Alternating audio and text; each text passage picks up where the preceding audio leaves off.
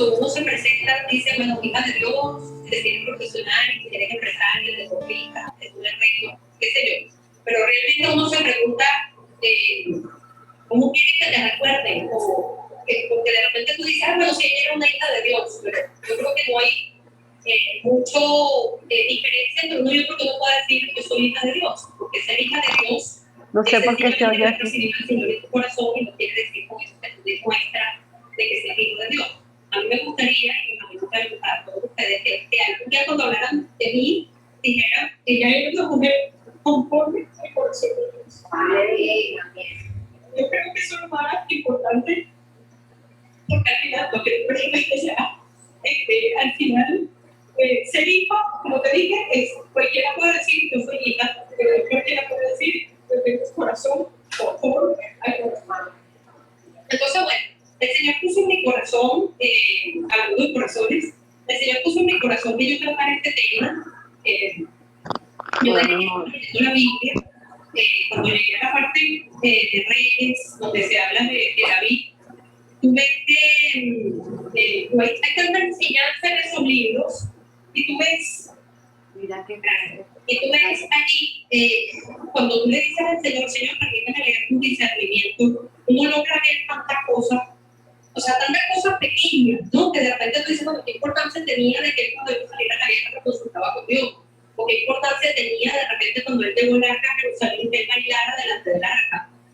Entonces, todas esas cosas, y tú dices, bueno, porque es ridículo, ¿no? Y que realmente cuando tú ves y tú ves la profundidad, tú ves que ante todo eso hay un mensaje importante, y de verdad, que yo siempre me preguntaba, oye, ¿por qué uno no informa a Dios cuando hay otras personas en la Biblia, como Daniel, que tú dices, bueno, uno lo que ve en la Biblia es que tuvimos una vida como más perfecta, ¿no? David tuvo una vida de adoración muy grande, pero tuvo cometió unos pecados bien importantes, y por todo eso, el único varón que el Señor llama en la Biblia, el único varón, la única mujer, no hay otra persona en la que Dios diga en la Biblia que tuvo un varón conforme a su corazón. Entonces, es imposible hablar del corazón conforme a Dios sin mencionar a David, sin hablar de David, que es nuestro punto de referencia.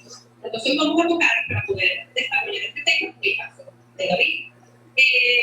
Conseguimos en la Biblia primero que tener un corazón conforme a Dios es ser alguien del agrado de Dios, que está dispuesto a obedecerlo en todo y que cumple su voluntad y los propósitos de Dios.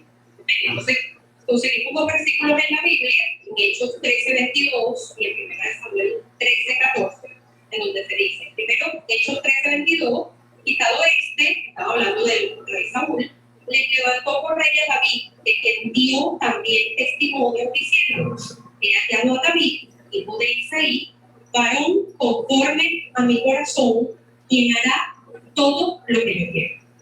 Y lo conseguimos en 1 Samuel 13:14, mas ahora tu reino no será duradero, le manda a decir a Saúl, Jehová se ha buscado un varón conforme a su corazón, al cual Jehová ha designado para que sea príncipe sobre su pueblo, por cuanto tú no has guardado lo que Jehová te mandó. Aquí vemos una diferencia importante.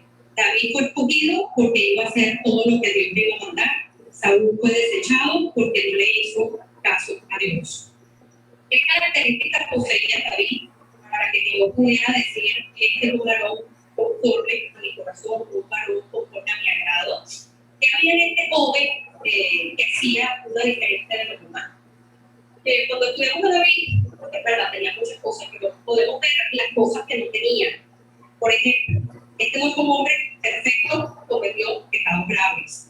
Y le voy a mencionar los más importantes: el adulterio con Betsabé y el asesinato de Urias, que lo conseguimos en 2 Samuel 11:1 al 12:25. En este caso, hago mención básicamente porque fue el pecado de David, porque David estaba en un lugar donde no debía estar. Estaba justo en ese momento donde se comete este pecado, que era la temporada en que los reyes salían a la guerra, y él decidió no ir a la guerra, sino mandó a mandar al jefe del ejército y él quedarse en el castillo. Entonces, ¿cuántas veces Dios nos manda a hacer algo y nosotros no estamos en el lugar donde debemos estar? Por ejemplo, un amigo en la iglesia, o un curso, o una actividad, y nos quedamos ociosos en algún lugar, y eso causa un pecado, ¿no? Entonces, y un pecado lleva a otro pecado, como fue el caso del adulterio, y después para el tapar el adulterio, llegó a otro pecado que fue la muerte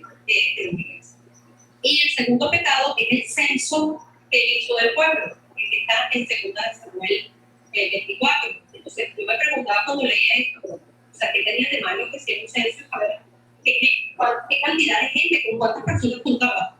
El tema no es lo que haces, sino el corazón o la intención que está detrás de lo que haces. En este caso, cuando se estaba haciendo, él mandó a hacer el censo, su reino había crecido tanto y se había multiplicado tanto y él se había llenado quizás de tanto orgullo que él necesitaba saber hasta dónde había crecido su ejército. El censo del ejército no era para saber cuántas personas había en el ejército, cuál era su fuerza de guerra. Es decir, él en ese momento quitó la mirada del Señor, a pesar de que siempre tenía la mirada del Señor, en ese momento él la quitó y dijo, yo quiero saber cuál es la fuerza física, porque los hombres representaban como que es lo que yo he logrado, ¿okay? Y él en ese momento se olvidó de que Dios, independientemente de que tuviera 5 hombres, 100 hombres o 200 hombres, era Dios el que daba la victoria. Entonces esto nos pasa también a nosotros, cuando de repente nosotros, el Señor nos ha bendecido con algo, sea con bienes, sea con dones, sea con talentos, y nosotros nos vanagloriamos o de una u otra forma le entregamos nuestros dones a otros. Ay, yo sí tengo la capacidad de, o fíjense que yo puedo hacer tal cosa cuando Dios nos ha dado con un fin, con el fin de glorificarlo a Él, con el fin de dar testimonio de Él, y muchas veces lo que hacemos es todo lo contrario, damos un testimonio negativo, porque lo que hacemos es vanagloriarnos diciendo yo sí pude, porque tú no puedes, o sencillamente enaltecernos y empezamos a juzgar a la gente en función de los dones que yo tengo, cuando no nos acordamos de que nosotros vivimos este mundo sin nada y que absolutamente todo lo que tenemos, lo material, lo espiritual y todo, ha sido por la gloria y la gracia del Señor para nosotros. El otro tema importante era que en ese momento los reyes eran escogidos por su presencia física. En el caso de Saúl, era un hombre grande, imponente, por eso fue escogido, pero en este caso no. David no tenía nada de eso, David era un hombre pequeño, David era un muchachito. Cuando fue seleccionado y no parecía así, digamos, a vuelo de pájaro, teniendo la primera impresión que tuviese madera para ser rey. Y esto lo conseguimos en 1 Samuel 16, de 6 al 7. Entonces vemos que cuando Samuel fue enviado a la casa de Isaí para ungir al rey, te dice, y aconteció que cuando ellos vinieron, o sea, los hijos de Isaí, él vio allá, que era el hijo mayor, y dijo, de cierto, delante de Jehová está tu bien. Y Jehová le respondió, Jehová respondió a Samuel, no mires a aparecer en lo grande de su estatura, porque yo deseo, porque Jehová no mira lo que mira el hombre, pues el hombre mira el que está delante de sus ojos, pero Jehová mira el corazón. Y el tercer punto es que tampoco David era un líder, ¿ok? Sencillamente el pastor no tiene ni siquiera respetado ni por su hermano, ni por su padre, lo consideraban, lo menospreciaban y lo consideraban hasta poca cosa. Entonces, fíjense, él no tenía como características que uno dice, es que David tenía esas características, no tenía nada. Definitivamente la gloria de Dios que vio en su corazón algo que la gente no está bien. Entonces, así como vemos pues, cosas que no tenía, sí podemos ver las cosas que sí tenía y es donde nos vamos a enfocar hoy. David tenía muchas cosas de las que podemos hablar. Yo voy a resumir en 4 grandes puntos. El primer punto es que era capaz de reconocer sus errores y a repetir de corazón. Era rápido para repetir. Por ejemplo, en Samuel 12:13 tenemos en el caso que cometió el adulterio y el asesinato, que el Señor le manda para confrontar al caso se lo hace a través de un ejemplo, de parábola, y pues él le dice, entonces, después que escucha eso, David le dijo, ¿de qué Jehová? Y Natán dijo a David, también va repetido pecado, no morirás. O sea, ya Dios sabía cómo era el corazón, o sea, ya Dios lo había perdonado, a pesar de que él no se había repetido, sabía que se iba a arrepentir. Y él le dijo, no morirás, ya Dios perdonó el pecado. Cuando él reconoció el pecado, elevó una oración que dejó plasmada en el Salmo 51. El Salmo 51, quizás esto es un ejemplo para nosotros porque nosotros a veces cometemos errores y, ay, bueno, Señor, perdóname, sí, bueno, tú sabes, o sea, soy humana, o sea, por favor, ya va, pero es que él se lo merecía. O bueno, sí, es que estoy muy presionada, tengo mucho estrés y ya. Y uno cree que ya Dios lo va a perdonar, pero realmente David, más que pedir perdón y reconocer su error, él entregaba su corazón, él se arrepentía, él derramaba su corazón delante del Señor. Y lo vemos, por ejemplo, aquí en el Salmo 51, en donde él dice, ten piedad de mí, oh Dios, conforme a tu misericordia, conforme a la multitud de tus piedades, borra mis rebeliones. Lávame más y más de mi maldad y límpiame de mi pecado, porque yo reconozco mis rebeliones y mi pecado está siempre delante de mí. Contra ti solo he pecado y he hecho lo malo delante de tus ojos, para que seas reconocido justo en tu palabra y tenido por puro en tu juicio. He aquí, en maldad he sido formado, y en pecado me concibió mi madre. He aquí, tú amas la verdad en lo íntimo, y en lo secreto me has hecho comprender sabiduría. Purifícame con hisopo, y seré limpio. Lávame, y seré más blanco que la nieve. Hazme oír gozo y alegría, y se recrearán los huesos que has abatido. Esconde tu rostro de mis pecados, y borra todas mis maldades. Miren este versículo, cree en mí, oh Dios, un corazón limpio y renueva un espíritu recto dentro de mí. No me eches de delante de ti y no quites de mí tu Santo Espíritu. Vuélveme el gozo de tu salvación y espíritu noble me sustente. Entonces enseñaré a los transgresores tus caminos y los pecadores se convertirán a ti. Líbrame de homicidios, oh Dios, Dios de mi salvación. Cantará mi lengua tu justicia. Señor, abre mis labios y publicará mi boca tu alabanza, porque no quiero sacrificio que yo lo daría. No quiero holocaustos. Los sacrificios de Dios son el espíritu quebrantado, al corazón contrito y humillado, no despreciarás tú, oh Dios. Haz bien con tu benevolencia a Sión, edifica los muros de Jerusalén. Entonces te agradarán los sacrificios de justicia, el holocausto u ofrenda del todo quemada. Entonces ofrecerás becerros sobre tu altar. Aquí vemos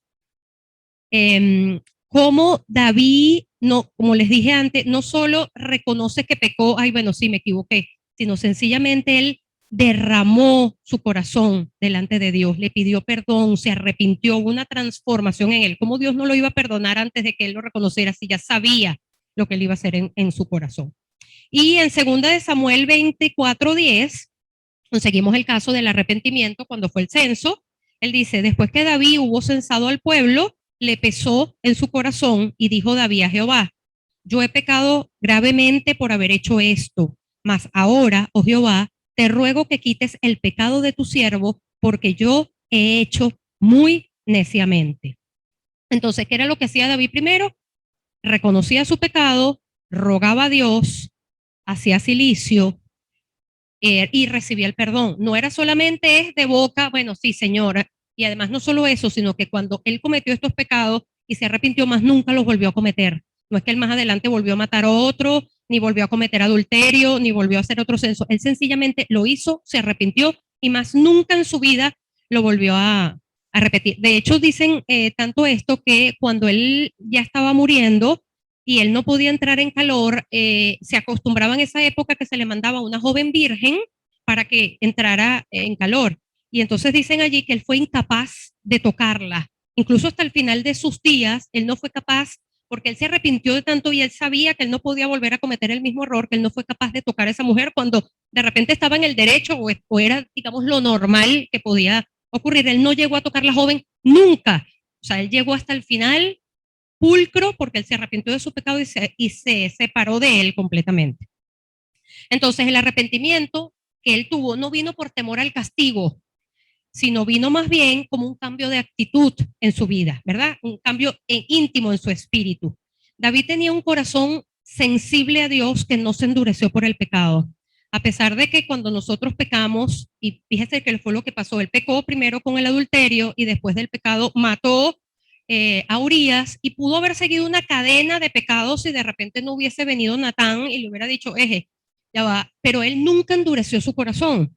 Él siempre era capaz de reconocer sus pecados y decir, o sea, él no le echaba la culpa a nadie, él no decía, bueno, Señor, pero es que tú sabes, ya pasó, o bueno, tú sabes que la carne es débil. No, él siempre decía, la culpa la tengo yo reconozco mi pecado, no le echaba la culpa a nada ni a nadie. Entonces uno se tiene que preguntar, ¿nosotros somos realmente así?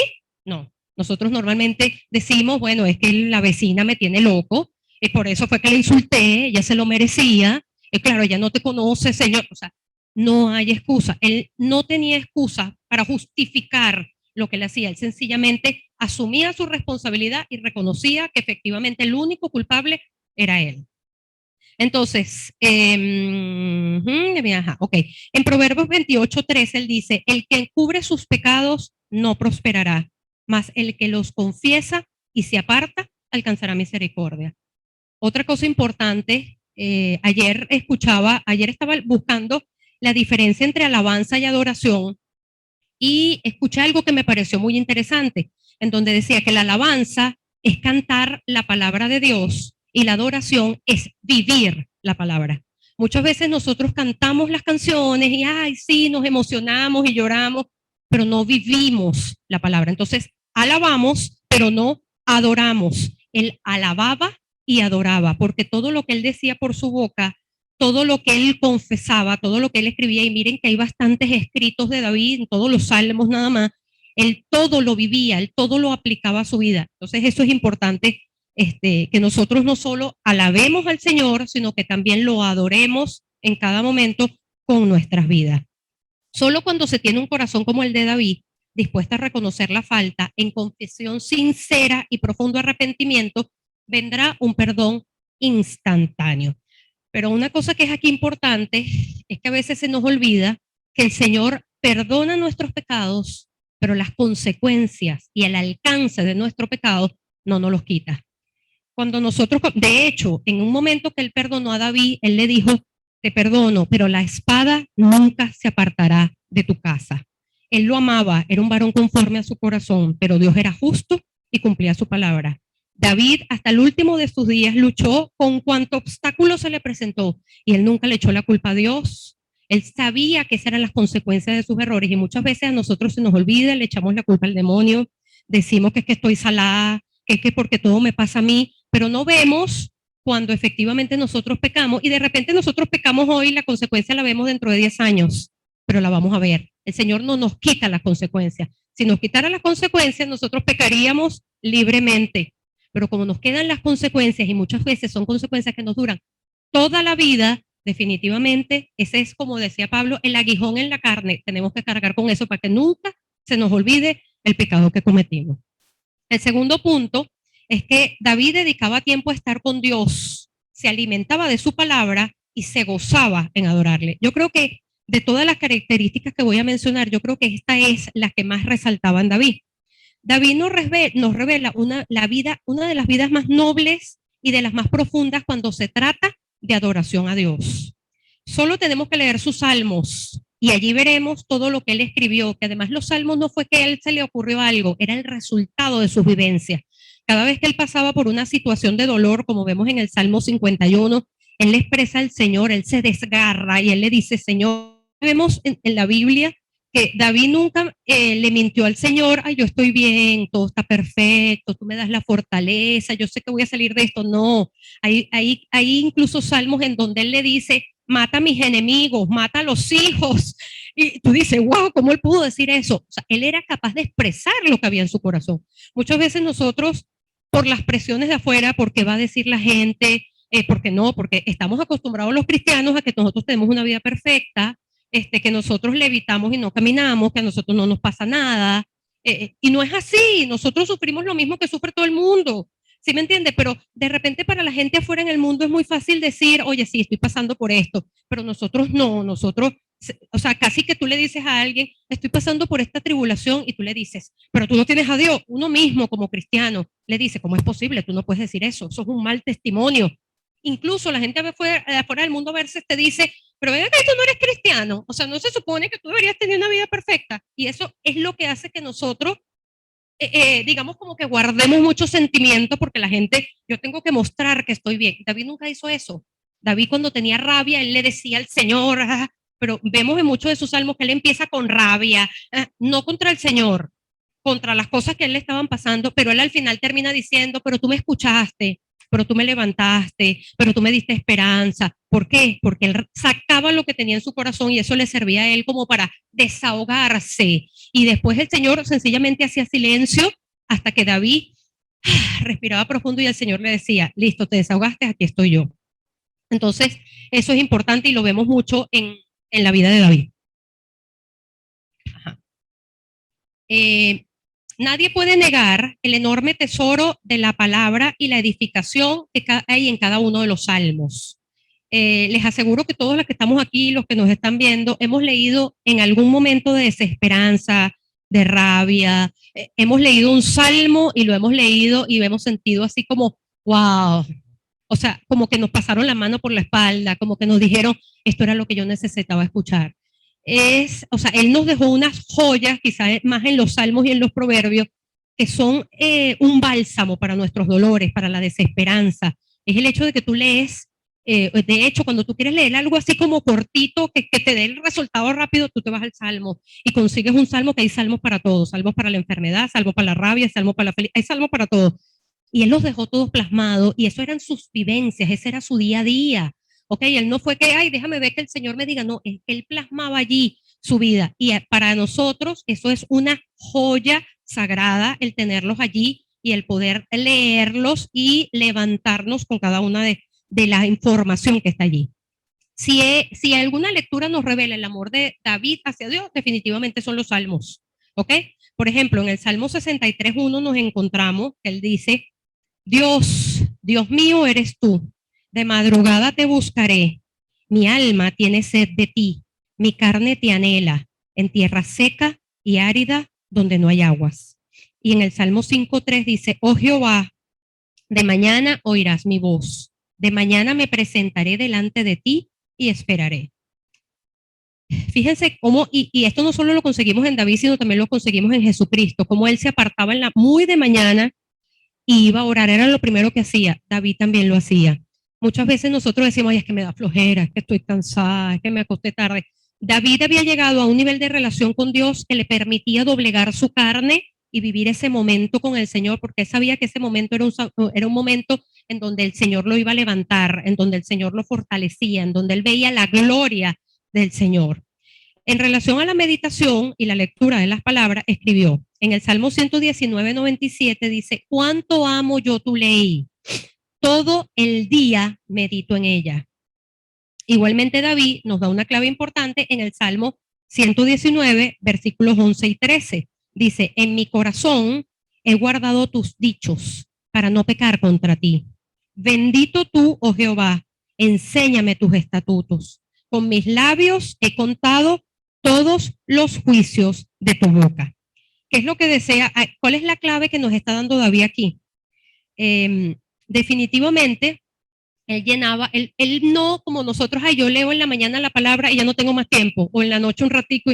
No, él meditaba constantemente en la palabra, él estaba todo el tiempo buscando esa comunión, revisando, y eso era lo que lo hacía él estar conectado con el Señor. En Proverbios 15:14 dice, el corazón entendido busca la sabiduría, mas la boca de los necios se alimenta de necedades.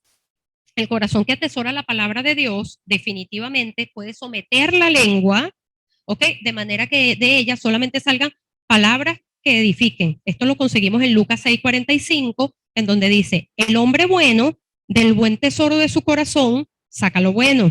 El hombre malo del mal tesoro de su corazón saca lo malo, porque de la abundancia del corazón habla la boca.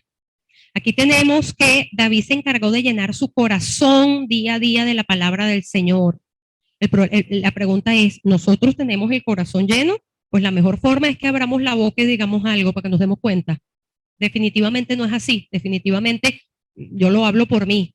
Yo digo, cuando yo abro mi boca y digo cosas, y yo digo, wow, me hace falta leer palabra de Dios, me hace falta más relación con Dios, porque definitivamente eso no se pela. La abundancia del corazón habla la boca. Todo lo que salga de tu boca es definitivamente lo que tú tienes en tu corazón. Entonces, esto implica lo que le decía en el versículo que leí anteriormente, es que debemos llenar nuestro corazón de día y de noche en la palabra de Dios.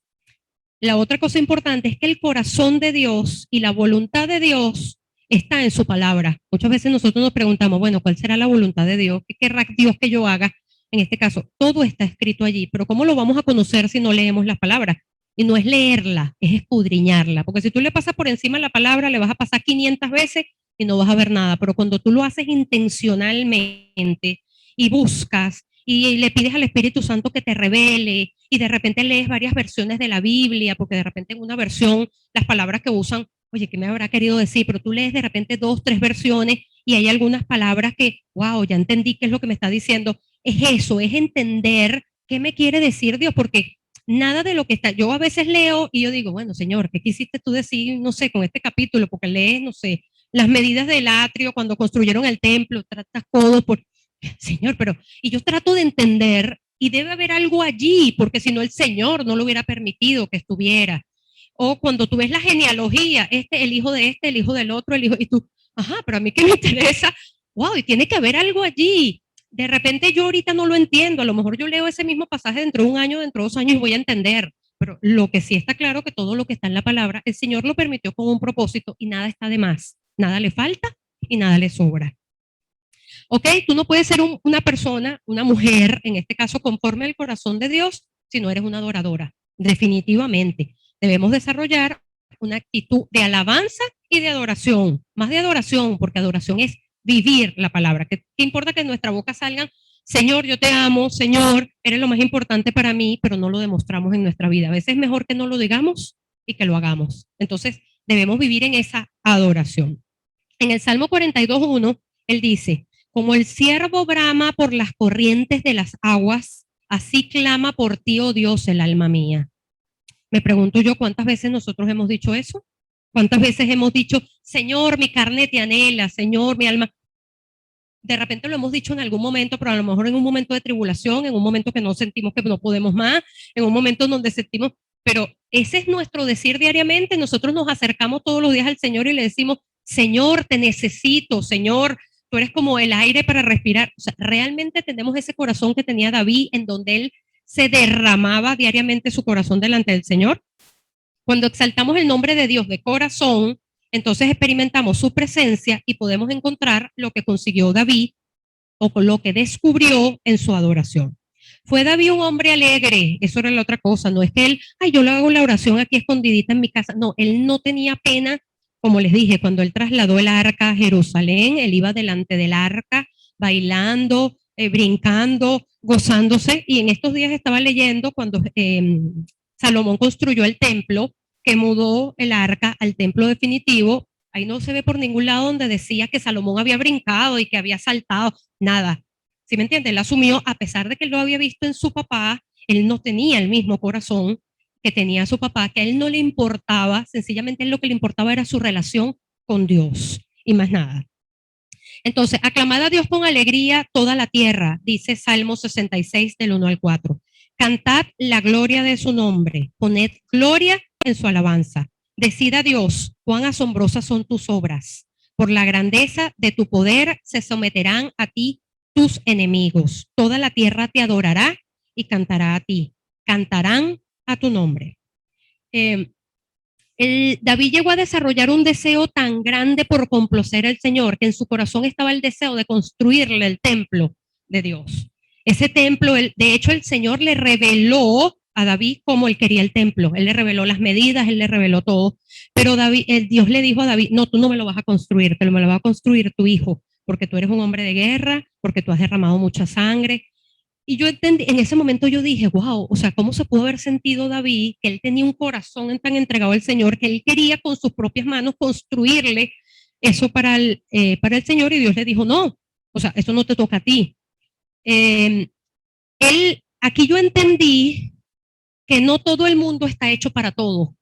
David cumplió su papel, que era la guerra, que era conseguir la paz del reino. Eso lo consiguió perfectamente David. Y vino una segunda parte que fue su hijo Salomón, en donde ya tuvo el terreno abonado y él fue. O sea, él no sembró, el papá sembró y este fue el que cosechó.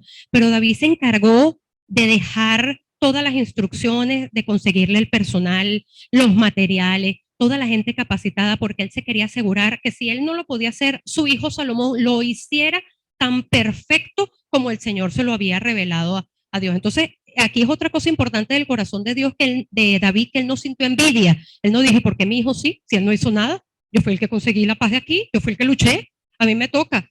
¿Cuántas veces nosotros hemos hecho eso? Cuando nosotros de repente en un trabajo hemos abonado el terreno y viene alguien que no hizo nada y de repente lo ponen en el cargo y tú dices, ya va, pero si fui yo la que lo hice, yo llevo 10 años trabajando aquí en esta empresa, y ponen a otra persona. ¿Qué sentimos nosotros en ese momento? Te aseguro que no lo mismo que David.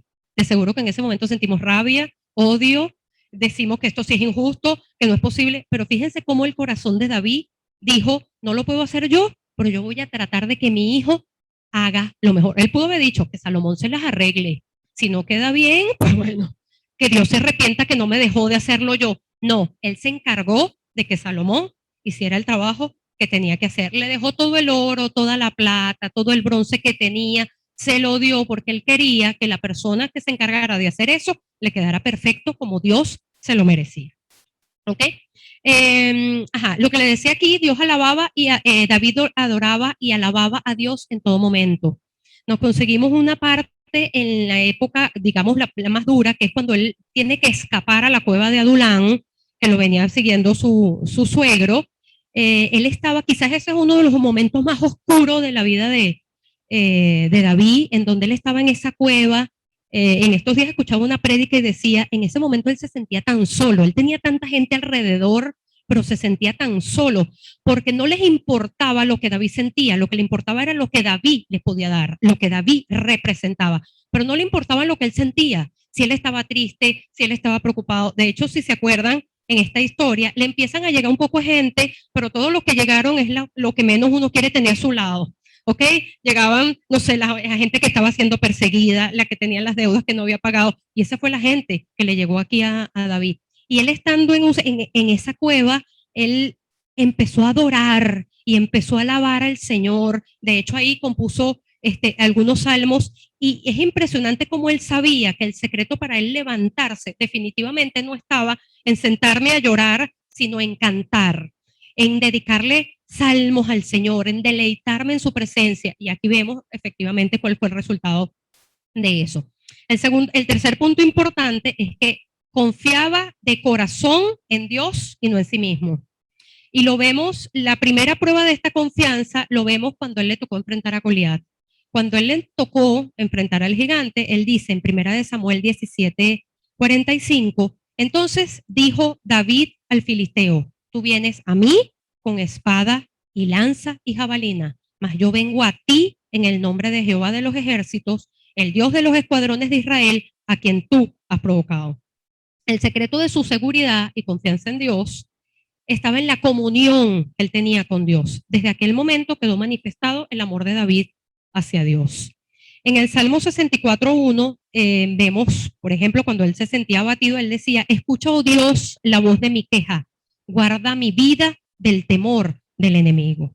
A pesar de que él era un hombre de guerra con mucha experiencia, había luchado tantas batallas y el Señor lo había formado para eso, él estaba rodeado de muchísima gente capacitada, nunca confió en sus propias capacidades. Él siempre ponía todo delante del Señor, cada vez que tenía una lucha, cada vez que tenía una batalla, cada vez que tenía una situación que enfrentar, él siempre lo ponía delante de Dios. Y la otra cosa es que cumplía al pie de la letra. Si el Señor le decía, usted va de frente, él no decía, no, pero es que ya va, no me parece, no. Él nunca le porfió nada a Dios, Dios le decía, usted va de frente, y él cumplía, iba de frente. ¿Ok? Entonces, eso también es importante. ¿Cuántas veces el Señor nos dice, háblale a tal persona, y tú dices, no, ¿para qué le voy a hablar si me vio feo el otro día? O sea, es recibir las instrucciones del Señor y decir, bueno, Señor, yo no puedo, ayúdame tú. Y ir y cumplir lo que, no, mejor, no, pero no lo voy a hablar hoy, no, porque no tengo mucho tiempo, estoy apurada, yo mejor lo hablo mañana. Y uno deja pasar las cosas. David no era así. David es, yo recibo la instrucción y yo la hago como tú me la estás diciendo. En Primera de Crónicas 14, del 8 al 16, tenemos por un ejemplo de esto, donde decía, oyendo los filisteos que David había sido ungido rey sobre todo Israel, subieron todos los filisteos en busca de David. Y cuando David lo oyó, salió contra ellos. Y vinieron los filisteos y se extendieron por el valle de Refaim. Entonces David consultó a Dios diciendo, subiré contra los filisteos, los entregarás en mi mano. Y Jehová le dijo, sube, porque yo los entregaré en tu mano. Subieron pues a Baal Perasim, y allí los derrotó David. Dijo luego David, Dios rompió mis enemigos por mi mano, como se rompen las aguas. Por esto llamaron el nombre de aquel lugar Baal Perasim. Y ellos dejaron sus dioses, y David los mandó a quemar. Y volvieron los filisteos a extenderse por el valle. David volvió a consultar a Dios, y Dios le dijo, no subas tras ellos, sino rodéalos. Ya va que me perdí. Para venir a ellos por delante de las balsameras. Y así que oigas venir un estruendo por las copas de las balsameras, sal luego a la batalla, porque Dios saldrá delante de ti y herirá al ejército de los filisteos. Hizo pues David como Dios le mandó, y derrotaron al ejército de los filisteos desde Gabaón hasta Geser. David no salía a ninguna batalla sin antes consultarla con el Señor. Y no solo que la consultaba, sino que esperaba respuesta. Muchas veces nosotros, ay Señor, ¿será que pues, ay no, como que te estás tardando mucho? Yo como que creo, y nos vamos y lo hacemos. No, él esperaba una respuesta de parte del Señor.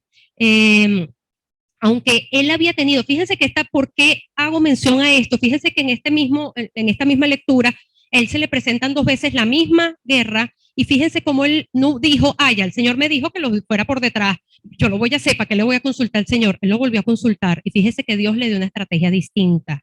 Entonces, esto, yo decía, bueno, ¿qué Señor, qué quieres tú decirme a través de esto? Y tú dices, bueno, que a veces uno se confía, como yo tengo mucho tiempo haciendo esto, seguro que lo voy a hacer. No, pero Dios le cambió la estrategia. ¿Por qué? Porque Dios quiere que nosotros dependamos absolutamente de Él.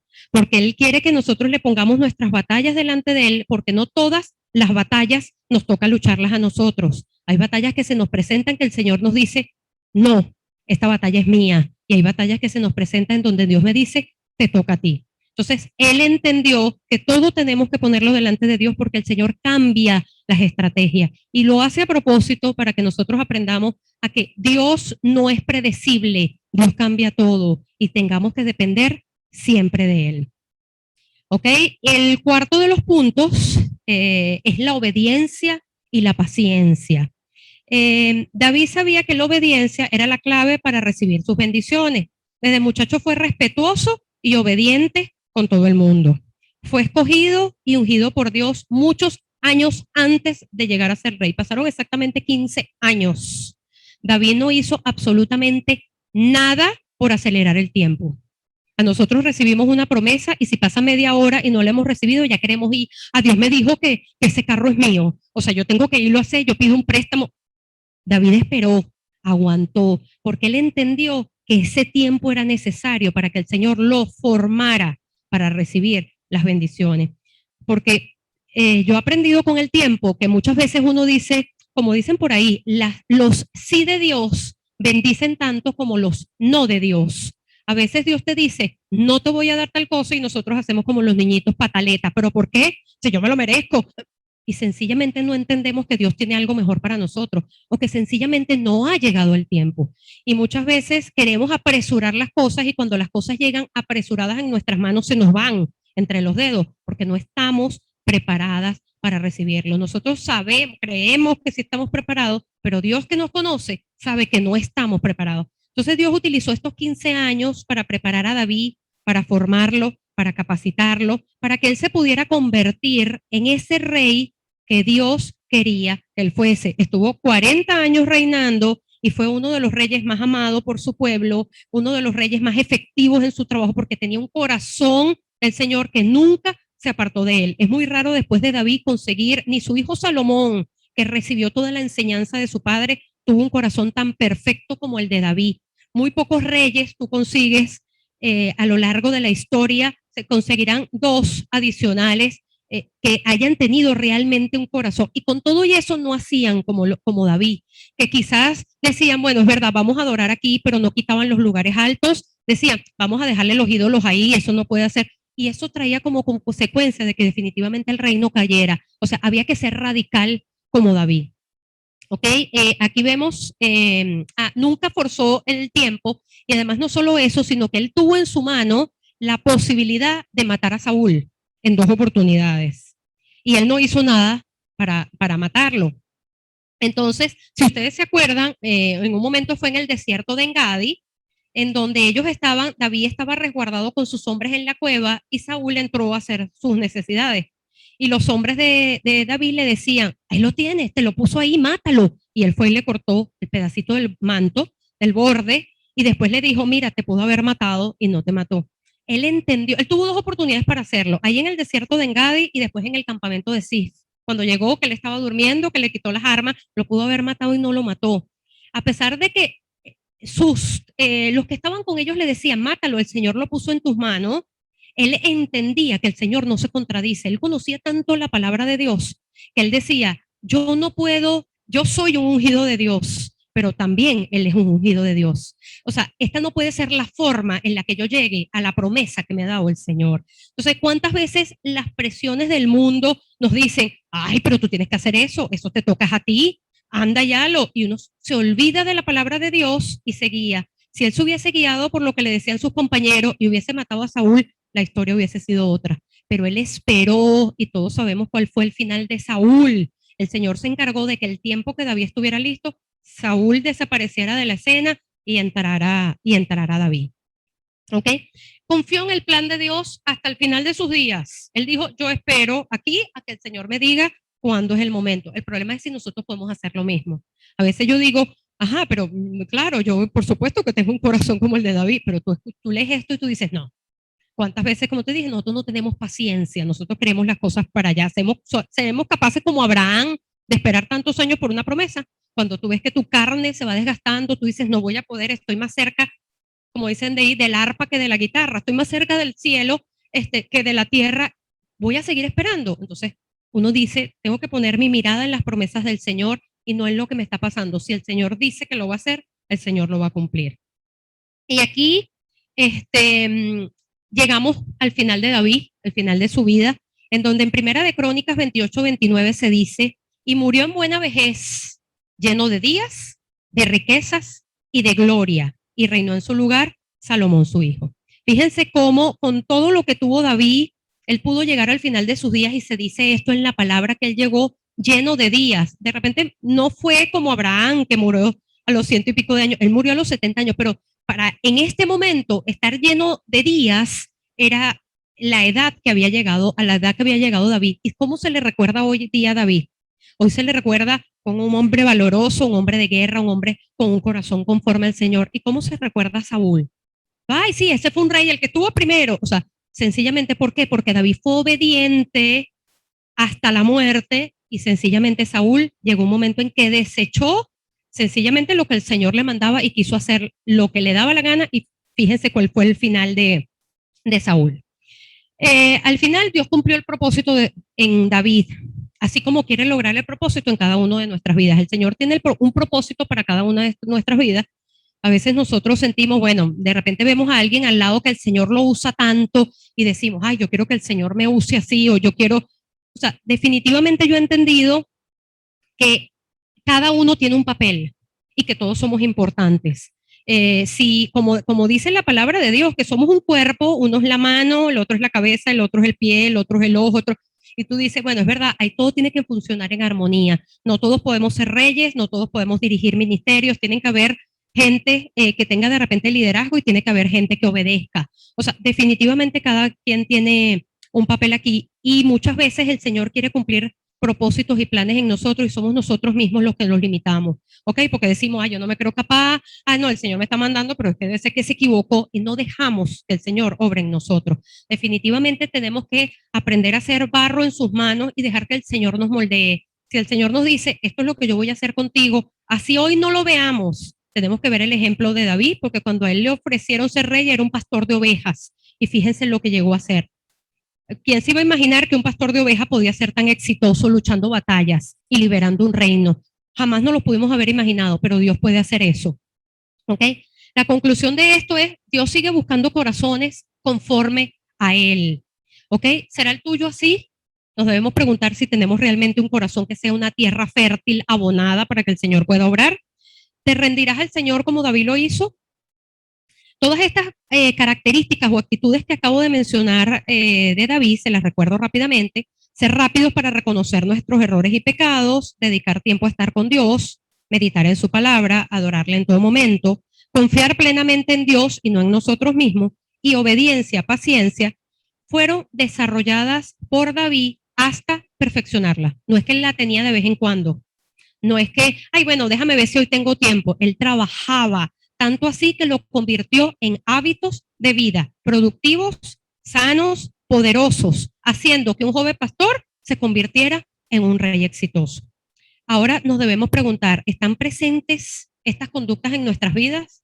Cuando nosotros decimos, porque David, porque Dios no me usa, porque de repente yo no he hecho cosas grandes. Bueno, también el criterio es que son cosas grandes para nosotros y que son cosas grandes para Dios. Pero lo que tenemos que preguntarnos es, ¿cuáles de estas características nosotros tenemos? ¿Cómo las desarrollamos? ¿Lo adoramos así? ¿Lo alabamos? ¿Tenemos una vida de realmente de perdón, de misericordia, de esperar el tiempo de Dios, de obediencia? Yo creo que cuando uno analiza todo esto, uno dice, wow, Señor, qué lejos estoy de eso, pero no es imposible. David lo pudo lograr, cualquiera de nosotros también lo puede hacer. Y si logramos hacer esto parte de nuestras vidas, nos convertiremos seguramente en una mujer de gran valor.